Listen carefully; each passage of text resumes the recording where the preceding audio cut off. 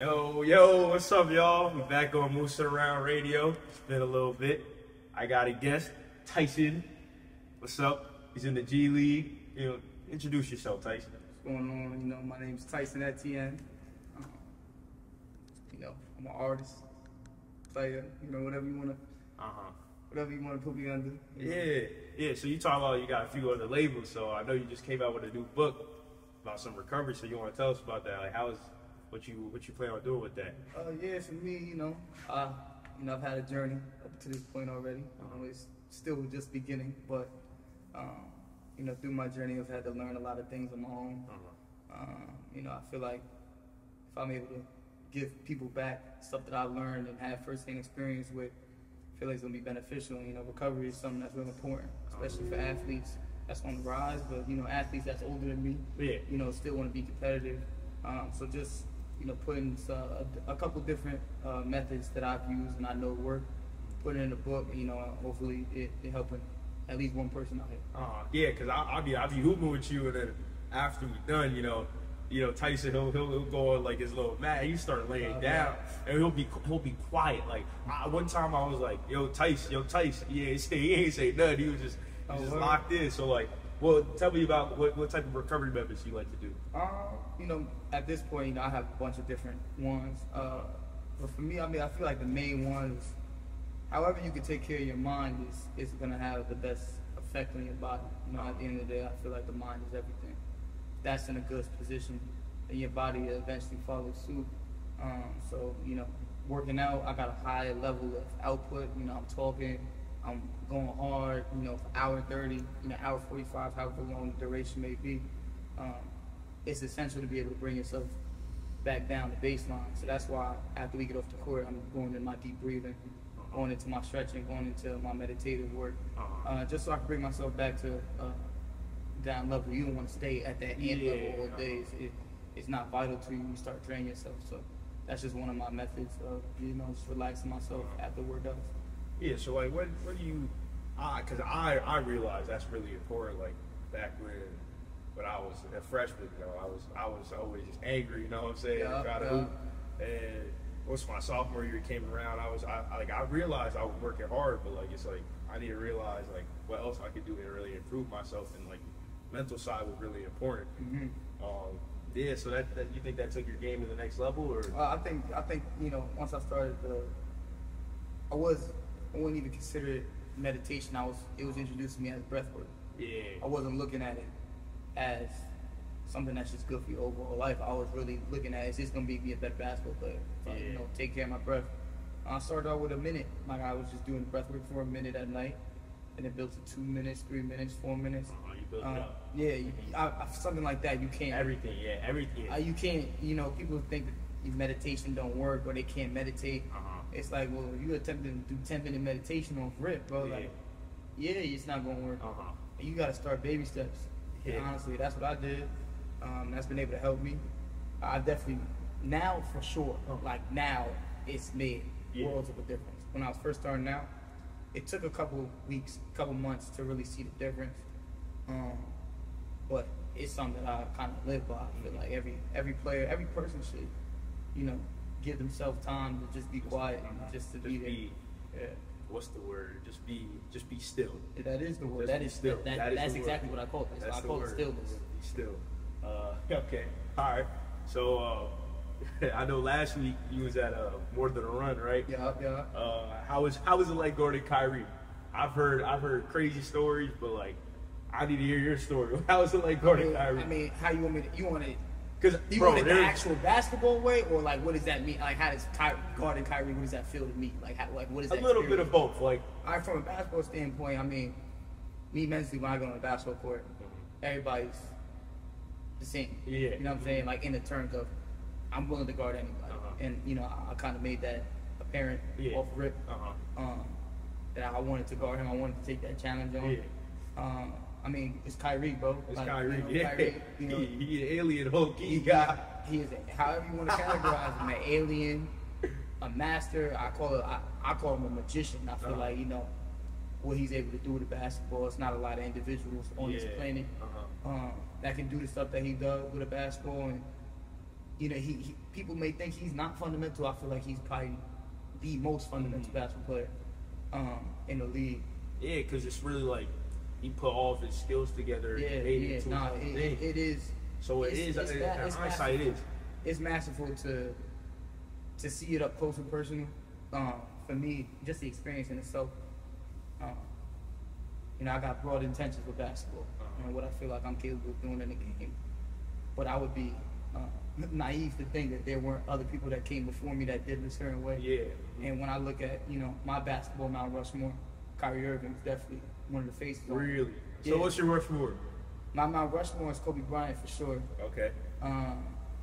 Steve Nash is honestly up there. I know a lot of people, you know. Steve Nash. Yeah, I love Steve That's a Nash. first. That is a first, Steve y'all. Nash is You like guys that. just heard it first. Tyson just said Steve Nash has hit his Mount Rushmore, y'all. That's great. And MJ, I think not even just from a physical standpoint, just his mentality. Okay, yeah.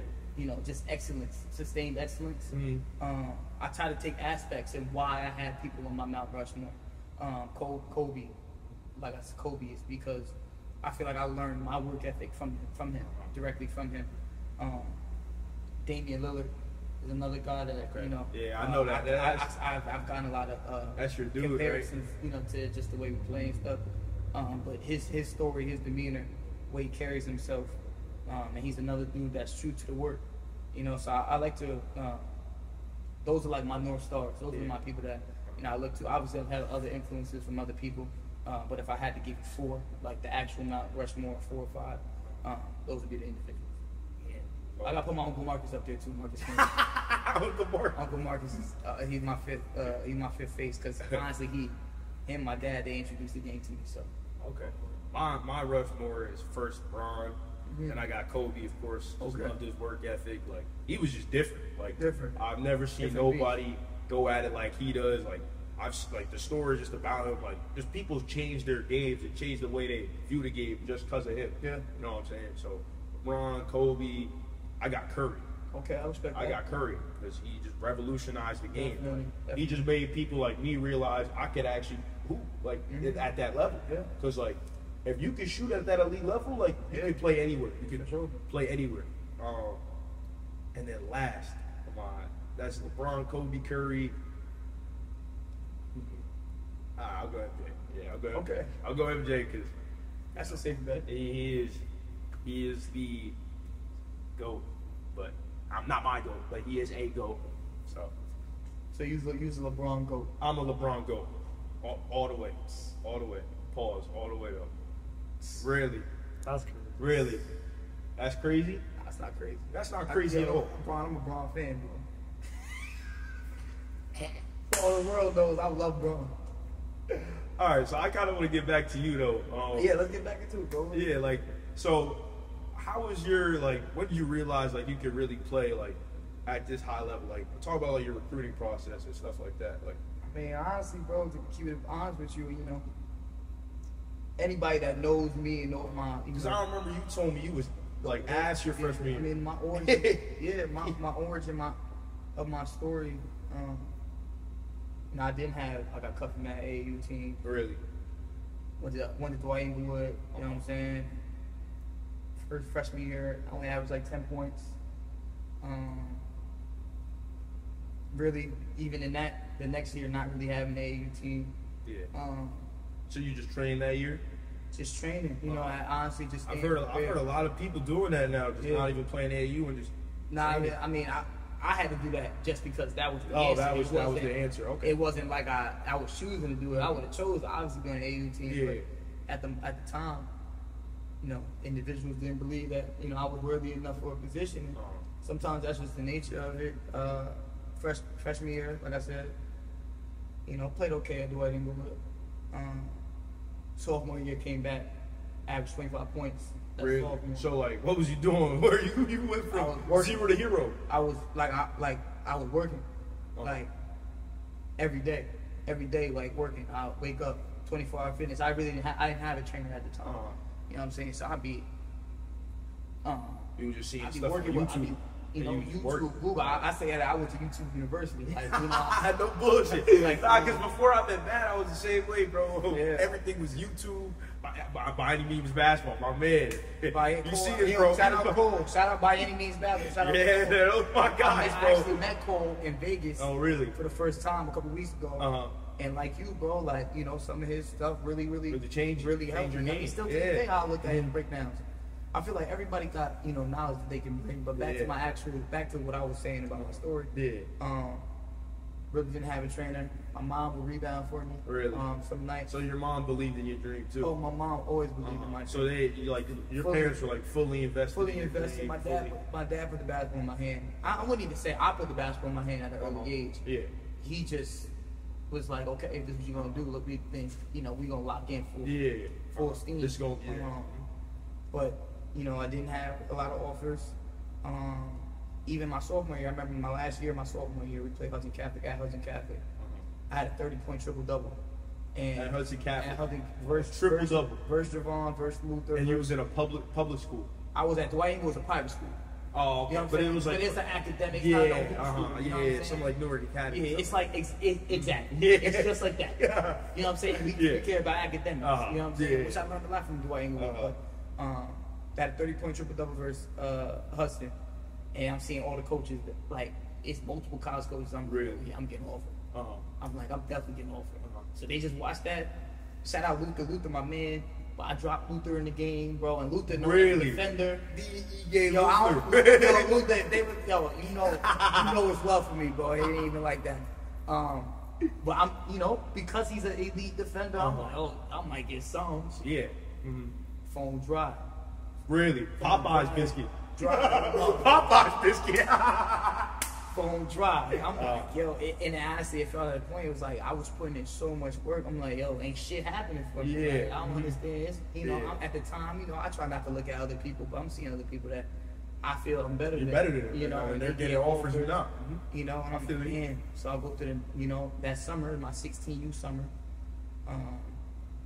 played a lot on the E16, which is like the 16U level of the UIBL. Okay. You know, I led my team in scoring and assists, I think. So you played EYBL? Yeah, I was with PSA Cardinals. By this point, I had been with the PSA Cardinals. Oh, okay. Was this the team that was cutting you too? No. I was getting cut by the New Jersey players. And, players? Yeah, wow. Players. You know, shout out players. I met my man Monty. Rest in peace, my man. I met him through the players. Shout out Coach Damon from the players. But yeah, the players wasn't. You know, they wasn't involved with They wasn't giving you a chance. involved with the guy, but it's all good though. You know what I'm saying? We appreciate everything. Because even in that I learned. But by this time I was with PSA, and I remember I got a call from the first day that college coaches could actually call the players. It's like June 1st or something. So who's your first call? Old Dominion. Really? Old Dominion called me on the phone. They D1, his right? name Kelvin. Yeah, they D1. My little man Chauncey go there. He a problem. Chauncey Jenkins. I'm telling you, Chauncey Jenkins gonna wake a lot of people up. He go there, but they had called me and told me that they really interested in me, and I was just super grateful just to have one call. You know what I'm saying? I was just like, damn, like thank you. Like at least somebody. Somebody recognized null and void. And he was like, you know, we definitely keep an eye on you. Like, okay, cool. Like it's not an offer, but and this is your sophomore year. Sophomore year. Okay. Right. June.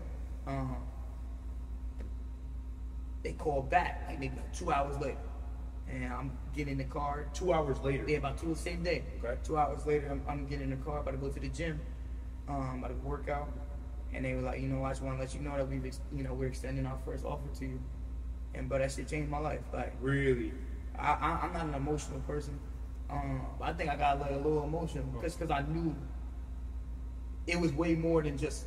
I'm trying to get off. Yeah. You know what I'm saying? I really cared about the game, and I really wanted to do something with it. And it was impossible for me to get to the point that I'm at now. From where I started, it was literally impossible. Yeah. Like I had no way to get to where I'm at. Yeah. So that like for that, just even if it wasn't Duke, you know what I'm saying? It wasn't no, but it was something, and I was super grateful for that. Yeah. And I started to pick up another offer, and by the end of that summer, going into my junior year, when I transferred to Long Island Lutheran, I had maybe 4 offers. Really? Had 4 offers before I transferred. Yeah, to bro. They actual say basketball school. I've heard they say like a first offer just changes the way. Change everything. It's like Change your the way first you million. look at yourself, change the way your work ethic, like Yeah, it's everything. It's everything because it's really just changed how much you can believe in yourself. Like now, So somebody believe in me. You start chasing, like you know, you chasing. I was chasing offers. You know what I'm saying? I'm chasing offers. So you in that state of like I don't have it yet. And then when you get the first offer, it's like I got it now. Now I could just be in the process of it. And then you start to by the end of my junior year after my EYBL season with PSA, I had 30 offers. 30 offers. Yeah. Are you the type to post all your offers? No, I never posted any of them. Never posted any. I posted one time. I posted all the offers I racked up in the actual. What was your top 4? I actually never made a list. You never made a list? No. So you had all 30 of I had offers coming in while I still committed to which stuff. Really? Yeah. Wow. I never any better than them or? Yeah, I had a lot more schools higher than Wichita State. So why'd you pick Wichita over? I look at it like this, bro. It's like when I really decided after my man got killed, I really decided I was going to give it everything that I had in honor of him, like because I had life left and he did it. You know what I'm saying? I didn't want to leave nothing on the table. Yeah, I was going to make it or I was going to die trying. You know what I'm saying? Yeah. But I wanted to go to a program that needed me. Need is different than want. Okay. Need is different than want. When somebody needs you, that means that it's mandatory that you're gonna play. It's like having a girl. When your girl, you might want the baddest shorty in the world, but she know that everybody in the world want her. Like, you know what I'm saying? Yeah, so it's so like, you gotta.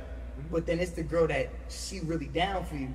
You know what I'm saying? She might be beautiful, all that. She might not be the baddest in the world, but she's down for you. She's gonna be there for you every step of the way. Yeah. And it's like, for me, I wanted to be in a situation where I knew that was it was important for them to have me on the court and contributing.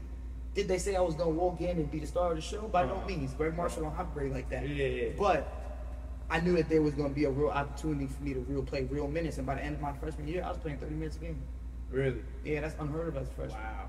That's crazy. And I take that with great honor and responsibility that my coach really believed in me that much. Yeah, because I saw that you were in the draft like twice, right? You was in the draft. Yeah, twice. I was in the draft twice. After my sophomore season, I won Player of the Year, and I tested the draft orders because nobody really knew me. Yeah, you know what I'm saying. Nobody really. I came onto the scene. And because I see something on. Yeah, they was like, "Who the fuck is this?" Yeah, nah, because funny enough, I see something on Twitter that Carter showed me the other day, and it was like, you ever see that meme of like the woman whispers in a man's ear? Nah, okay, so it's like so this woman whispers in a man's ear, and he's like, she says something like crazy, and his face like, and then the tweet said, your face when you realize Tyson coming back to play another year. So I guess you was really a big name at Wichita. I mean, definitely. Shout out to Wichita State support, like the fans. Definitely, welcomed me early with open arms. And I just what we was doing as a unit that year. We won a conference in the American, which is the top 6 conference in all of college basketball. Never been done before. We won it after getting our coach fired. You know what I'm saying? I won Player of the Year. Really? Yeah. What like Player of the Year in your conference? Conference. Really? Yeah. Wow. Yeah, like that's real. And honestly, I didn't even, to be completely honest with you, I didn't plan on winning Player of the Year. I really didn't. I just wanted. You told me you ain't playing the. I just wanted to make first team. I wanted to be unanimous that I was on first team. Yeah, my freshman year, I got left off of all freshman team because they said our record wasn't good enough. They were like, what I was doing was good enough, but our record wasn't good enough. Oh, okay. So I said, okay, I'll remember that. You know what I'm saying? You're gonna put me on first team this next year. But winning Player of the Year was far greater. I didn't even realize that I was in contention until like the last week before it came out. Yeah. Okay. All right. Well, how is like the NBA game different from college? Like, I think it's really different. I think that there's some universities and some programs that do a good job of integrating the NBA system into their offense. But you're not ready for the NBA until you get to the NBA. Really? No. Nothing. It's a different game. It's played differently. It's continuity. You guard in one action. In college, you might guard one action and you might be good for the rest of the possession. In the NBA, you guard an action, then you get hit with another action. Really? You got to still be engaged on the weak side. Like, we play the best players in the world. Yeah, bro. And it's a fast-paced game, and you always got to be on point. I think that was that, and just learning the terminology, learning the system, because I wasn't educated on that at Wichita State. So my first year was really about developing in the mind. You know, I think that my skill set is good. You know, obviously I have a lot of room to improve in areas, but I know that I have an NBA skill set. But the NBA mind is something that, if you really want to be one of the best, you know what I'm saying? There's a lot of people that walk in naturally athletic, talented. That's just not my story, bro. I gotta get my shit out the mud. You know, so I gotta learn. I gotta, study. I gotta, experiment. I gotta fucking fall on my face a couple times. You know what I'm saying? I had to go through all part of it, bro. You know, I had to go through all that, but it's definitely a different game than NBA college. So like, I know the G League has like developed a lot. Like since we was young, like I remember it used to be the D League. Yep. And it wasn't. I don't want to say it wasn't respected as much, but it wasn't like nobody knew about it like that. But like now, like the G League is like, yeah, there's dudes like everywhere. So like, what type of opportunities like are in the G League now, like that you didn't think were in there before, if any? Or like what's different? I mean, obviously, the capital that the G League has is much different from the NBA. Yeah, obviously. So there's certain luxuries that you get upstairs that you don't get downstairs. Yeah. But that's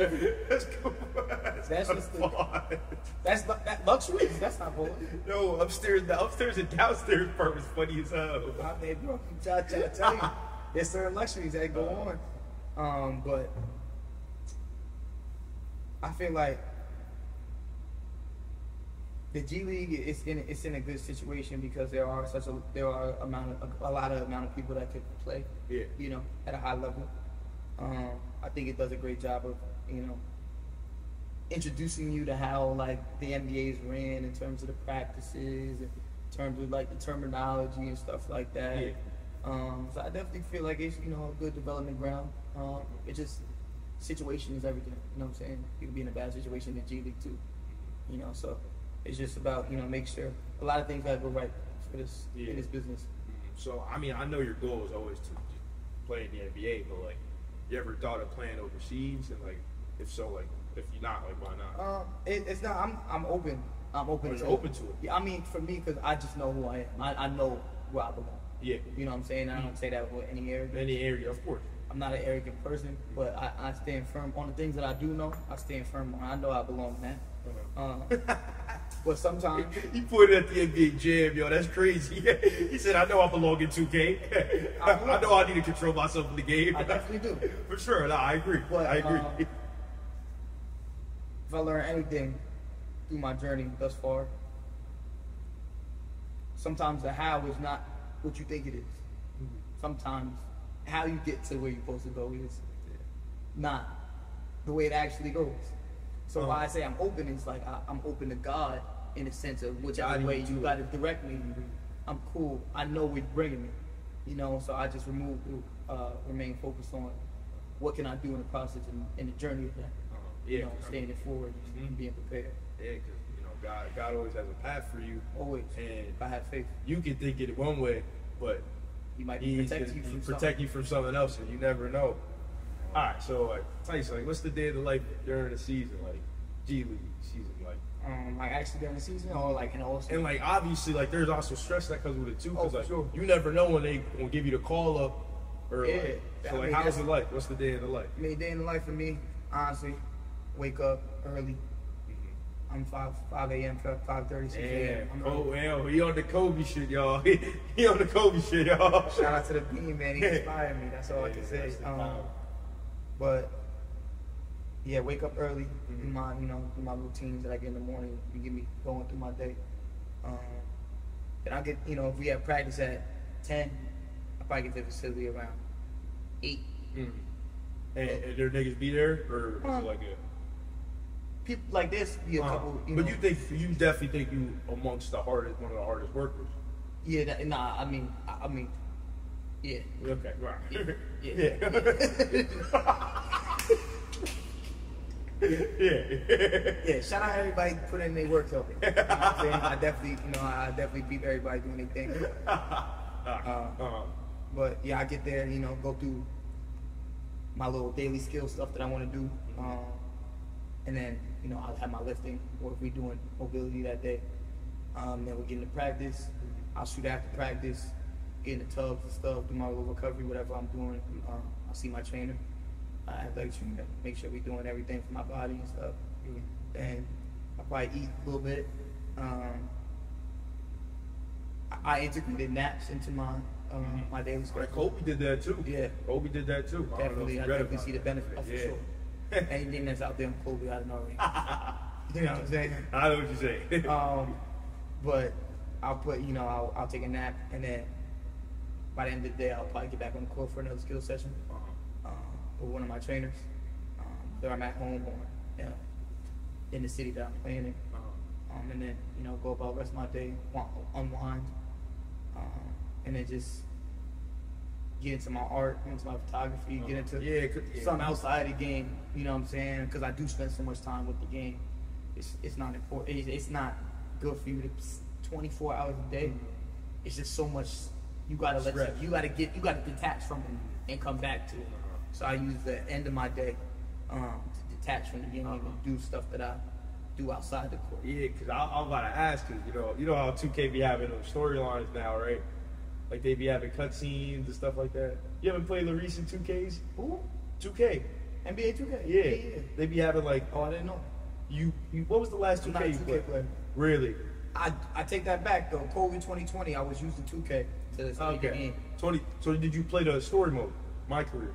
Yeah. So you know how they always have like the side quest and like stuff like that. Yeah, okay, yeah, that's what I mean. So like I don't even know how like they be doing it, how you would do it, but like how do you integrate like your other basketball hobbies into your day? Because I know you do like art. Yeah, you have your own photography page. I'm big on routine. I'm big on my habits. Yeah. I'm big on just having a habit of doing stuff. So just in my day, like I know my early part of the day is where I do a bulk of my training, and then I'll leave the latter part of the day for more if I want to create that day. If I need to do one of my projects, which is the book is one of my projects. If I need to knock. When's that coming out, by the way? That's being released this month. August. This month, August. Shout out, what I'm saying. I'll have the link in my bio. Yeah. Balling on the budget. We definitely hopefully bring a lot of value to the people with that project. That's the first of many that we got releasing. So, but yeah, I save that stuff for the latter part of my day, so I can also give my body time to recover and prepare for the next day. Yeah. So I got like a strategy behind how I set up my days and stuff. Okay. All right. So like, I got a few more questions. So just do your thing, bro. We here. We moving around right now. Yeah, boosting around, y'all. We boosting around. So like, there's something about like goals. Like, once you get there, there's always something next. You know? Like, there's always something next you want to achieve after you get there. So like, with the NBA, like, once you get there, like, what do you really want to do with it? Like, how much is that going to impact your life and change your life? Like, what's next? I think for me, once it happens in the physical 3D time and space, because mentally I'm already there. Yeah, mentally. So once it happens in the physical, once it actualizes, honestly, you never know until you know. But I feel, for me personally, from the perspective I'm at right now, I don't feel much change about who I am, how I interact with people. I pride myself on being a man of integrity, being a genuine person above all things, first and foremost. Yeah. And for me, getting to the NBA is just another stop on the journey. Like I said earlier, I have grand intentions with the game and why I play the game. And I feel like God called me to do a certain thing, and I feel like I'm here to help, inspire, and transcend the way that superstars and stars and professionals in general are viewed by the population, by the masses. Because people are in awe of NBA players or professional athletes. But a lot of athletes get a bad rap, a bad reputation. You know what I'm saying? They bad people, arrogant, big ego, not the most loyal to their family. You know what I'm saying? And we all not like that. You know what I'm saying? And I want to be one of the people that's gonna shift the way that we're viewed. So yeah, I feel like once I get in there, I'm gonna just continue to stay on that grind because I feel like I want to be able to have it's that. like you get there, ain't nothing gonna change. Nah, ain't shit changing. This who I am. Okay. All right. So like, what are your plans beyond basketball? Like, say like you're not like 30-year plan, but like what you want to do beyond basketball. Yeah, your question is fair. Aside from that, that. Yeah, I'm definitely big in the creative space. I'm constantly creating on and off the court. When I'm on the court, I want to create. You know what I'm saying? When I'm off the court, I want to create. I'm big in my photography. I'm big in my painting, my art. That's something that's new. I just picked up over the past year.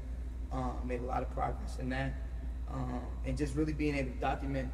I feel like that's what I'm going to after I'm done playing is, like that filmmaking, producing, stuff like that, along with entrepreneurship and like investments and stuff.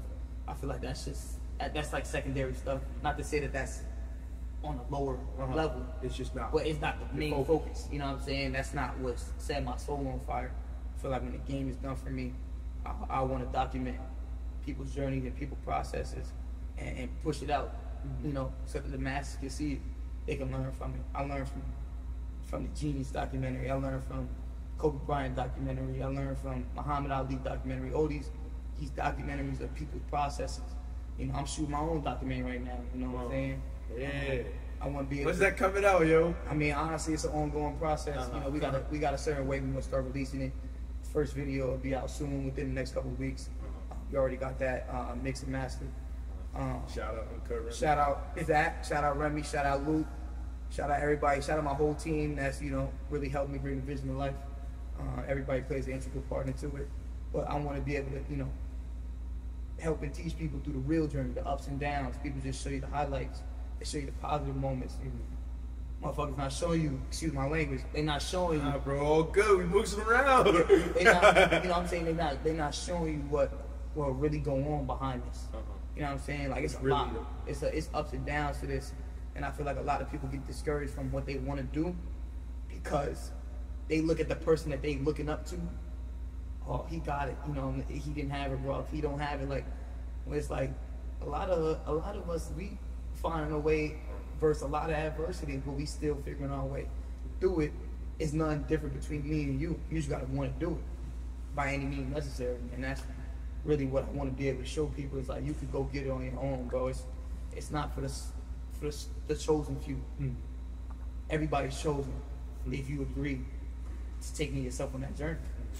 So is that the message you want to leave with? Yeah, I mean, with the if fans? Listen, I want everybody that's gonna watch my journey, Moose's journey. What's my man name? Nick journey. Nick J. You know what I'm saying? Like one day you're gonna look back and your podcast might do 1 million numbers in 10 years. They gotta look at the video when we was in the clubhouse. I might be 3 MVPs in. Yeah, I give you never know. Like you don't know, but you got to start. This is the action. Exactly. Yeah. This would just been a dream if you never would have been like. That's the reason why I'm doing it with you. I could have been like, nah, I ain't doing shit. You know what I'm saying? Like, yeah. Right, but nah, like I see the vision for you. You know what I'm saying? So that's what I want. I really appreciate that. That's what I want the message to be. Is like you got to start from somewhere, bro. Rome wasn't built in a day. We all can't be Kobe Bryant overnight. But if you stay with your journey long enough, you stay on your marathon long enough, it's gonna happen for you. And that's just the mentality I keep myself in. All right, that's the message. That's the message, y'all. I appreciate y'all watching out. Moosing around, we here. You know what I'm saying? Yeah, we out. Shout out. Thank you, Tyson, for hopping on the show today. It's a journey seldom seen. You know what I'm saying? That's what we doing. Moosing around, we out, y'all. Peace.